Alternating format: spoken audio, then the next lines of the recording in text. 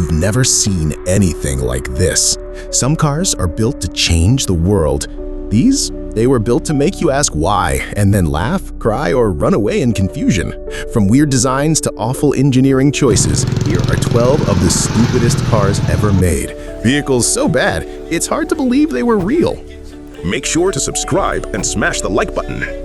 Number 12. The Lincoln Blackwood, also known as the luxury truck that never wanted to be a truck. Picture this. It's the early 2000s. Lincoln says, what if we made a pickup truck, but for people who hate pickup trucks? And thus, the Blackwood was born. A sleek, black, chrome-loaded pickup that came standard with, wait for it, a carpeted lined cargo bed. Yes, really, a carpeted truck bed. Because nothing says rugged utility like hauling mulch onto plush carpeting. And it gets better. The bed wasn't just lined with carpet, it was covered and sealed like a giant velvet-lined coffin for your groceries. It was essentially an expensive trunk masquerading as a truck bed. Oh, and it only came in black because Lincoln wanted you to suffer in summer heat and resale value. Sales? Predictably awful. The Blackwood lasted one glorious year before Lincoln pulled the plug, realizing that truck buyers actually want to use their trucks. Who knew? In the end, the Lincoln Blackwood was a classic example of what happens when you try to combine power tools and product. It just doesn't work. Number 11. The Subaru Baja. The car that asked, what if we made a sedan into a truck, but forgot to make it actually useful? Introduced in the early 2000s, the Baja was part Outback wagon, part pickup truck, and a total mess. It had a tiny bed that could probably fit a backpack and a sandwich, but don't even think about hauling lumber in it unless you were building a dollhouse. Was it a sedan? Not quite. Was it a truck? Definitely not. Was it a yuck, as in Australia? Nice try, but this Barbie is no shrimp. Subaru called it a wagon, critics called it weird, and the public, well, they mostly called it a mistake. Sales dipped, and it was quietly discontinued after just a few years. But hey, credit where it's due. The Baja had all-wheel drive, some serious features, and a cult following that still defends it to this day, usually in cargo shorts and brewing their own IPA. In conclusion, the Subaru Baja tried to be everything and ended up being the automotive version of a spork. Partly useful, partly ridiculous, and mostly just plain confusing. Thanks for reading, and remember, if your truck bed is smaller than your glove compartment, it probably isn't a truck. Number 10. Let's talk about the Hummer H2, the giant rolling gas station that somehow managed to look cool while doing zero favors for the environment or your wallet. Why was it stupid? First off, this beast drinks fuel like it's trying to set a world record. With fuel economy somewhere in the single digits, the H2 made your local gas station owner smile every time you rolled in. And the off-road ability? Well, let's just say a brick has better maneuverability. Sure, it looks tough and intimidating, but under the hood and beneath the tires, it's more glamorous mall crawler than drugged trail conqueror. But here's the kicker. The H2's cool factor wasn't about function, it was about presence. It was perfect if you wanted to make a statement, like, yes, I have a big truck, and yes, I'm probably compensating for something. Despite all that, the H2 carved out a cult following, because sometimes looking ridiculously over the top is half the fun. So in short, the H2 was a massive, thirsty, awkward tank, and if you loved it, well, you knew exactly what you were signing up for. Thank you, and don't forget to check your gas gauge every 5 miles.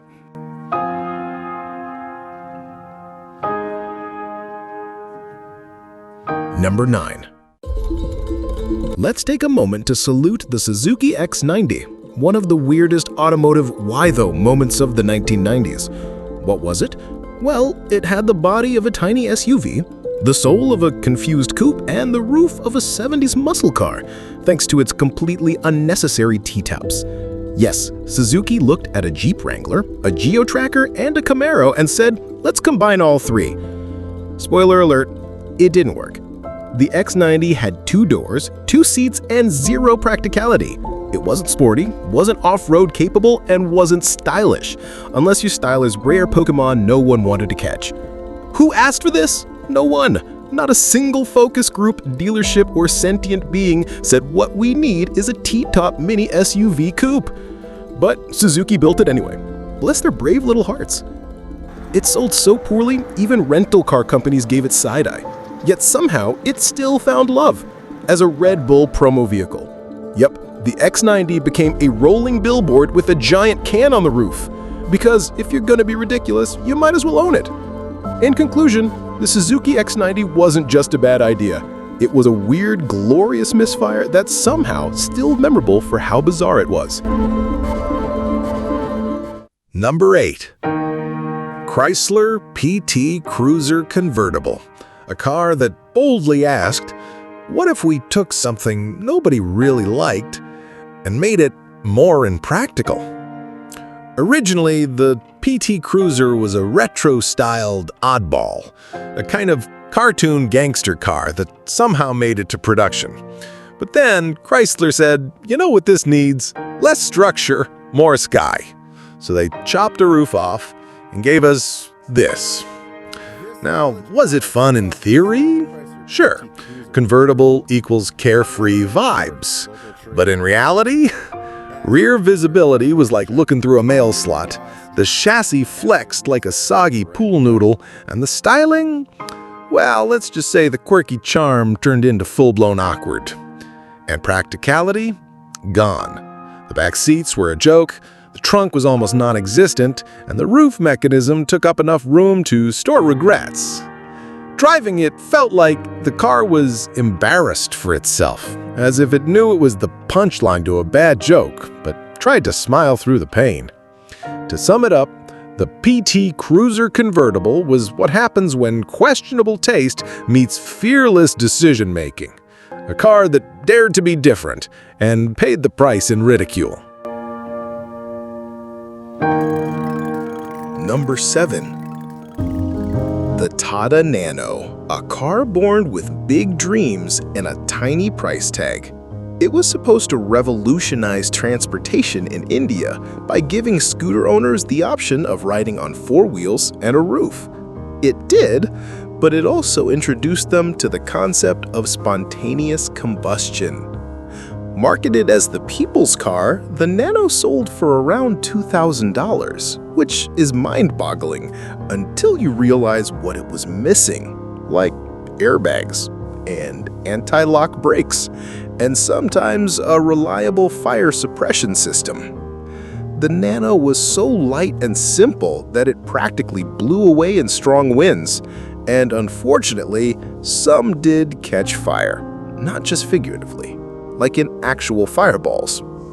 Turns out you get what you pay for, and sometimes that was a rolling bonfire with doors. Its safety rating? Let's just say it makes a shopping cart look like a Volvo. And while the Nano had good intentions, its execution left drivers feeling more nervous than free. After all, the Tata Nano wasn't just cheap, it was a reminder that affordability should never come at the expense of safety.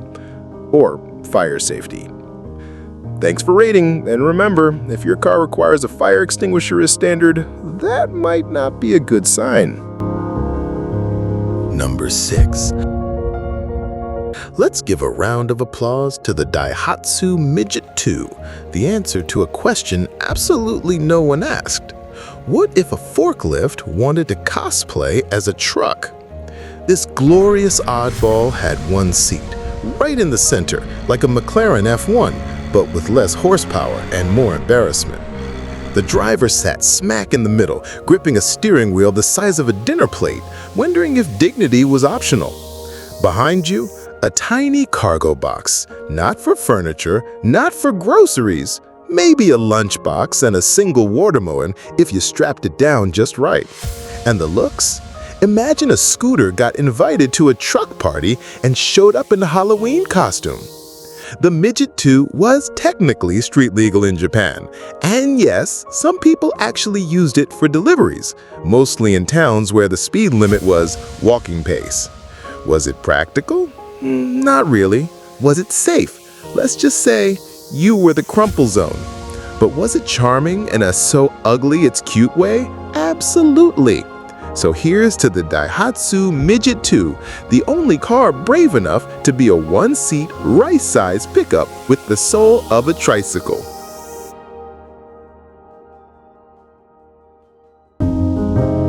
Number 5.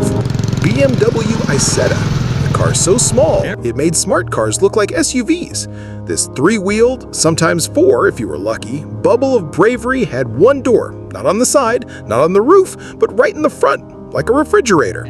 Yes, the entire front of the car swung open, steering wheel and all, like you were entering a tiny submarine for ants. It was fine, unless you parked in front of a wall, then you were stuck inside waiting for someone to tow your dignity away. The engine, roughly the size of a lawnmower's, the top speed, fast enough to lose a race to a moped. And the safety rating, well, let's just say you were the crumple zone.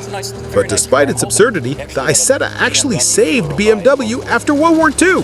It was cheap, fuel efficient, and hilarious. And that combination somehow worked.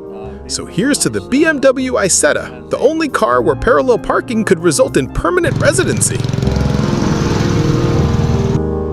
Number 4. The Fiat Multipla, a car that looked like it was designed by 3 different people who had never met each other. It had 2 rows of headlights, a windscreen that resembled a bus windscreen, and a shape that can best be described as a frog that sneezed. Why stupid? Because no one wants to drive a car that looks like it's in pain. Don't get me wrong, the Multipla was incredibly practical. 6 seats in 2 rows, a wide cabin, and excellent visibility. Functionally, it made sense, but aesthetically, it looked like an alien trying to pass for a car, but it was so wide that you could have a dinner party inside. But don't try to convince anyone. Your friends would rather take the bus than be seen in one. In the end, the Fiat Multipla proved that you can win on practicality and still lose on appeal. A car for people with large families who are absolutely not interested in public opinion. Number 3. The Reliant Robin. The car that asked, what if we took away one of the wheels from the front? A 3-wheeled fiberglass marvel with 2 wheels in the back and 1 lonely, overworked wheel in the front, steering all that glory. Why stupid? Because physics. Turn too fast, it tips. Turn too slow, it still tips. It was less of a car and more of a vehicular trust fall, and physics never caught it. Marketed as a practical, lightweight, fuel-efficient vehicle for the working class in the UK, the Robin instead became the butt of every British car joke. Jeremy Clarkson famously rolled one just by looking at the steering wheel funny. Yet somehow, people still bought them. Maybe out of curiosity, maybe for that tax break it was classified as a motorcycle, or maybe because they thought life needed a little more danger at 20 miles per hour. In conclusion, the Reliant Robin wasn't just a car, it was a rolling punchline, a perfect example of how innovative and inherently unstable should never be in the same sentence. Number 2. The Pontiac Aztec. Proof that sometimes when too many cooks stir the design pot, you end up with a plastic-clad Frankenstein that no one ordered. Why stupid? Because it looked like an SUV had a midlife crisis, drove to a Lego factory, and just kept going. The body lines didn't match, the wheels looked like afterthoughts, and the back? Let's just say it resembled a melted refrigerator. It was meant to be bold and futuristic. What we got was the vehicular equivalent of a blindfolded origami experiment. GM tried to market it as a lifestyle vehicle, so it came with a built-in cooler in the center console and an optional camping tent attachment in the back. Because nothing says rugged adventure like sleeping inside your design mistake. In fairness, it was practical. Lots of cargo space, decent performance, but the styling was so universally panned that it's now a cultural meme. Even Breaking Bad's Walter White drove one, because apparently meth dealers don't care about resale value. In the end, the Aztec wasn't just a car. It was a bold statement. Unfortunately, that statement was, we've officially stopped listening to human beings.